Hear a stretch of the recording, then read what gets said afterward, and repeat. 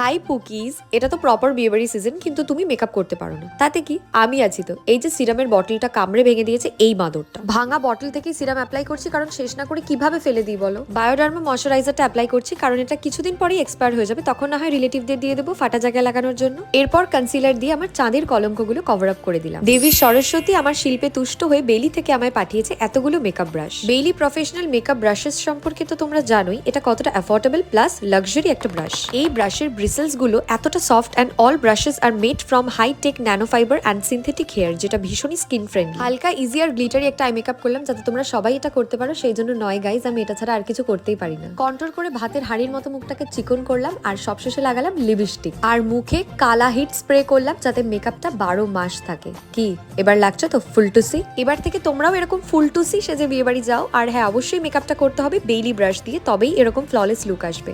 By পুকিজ।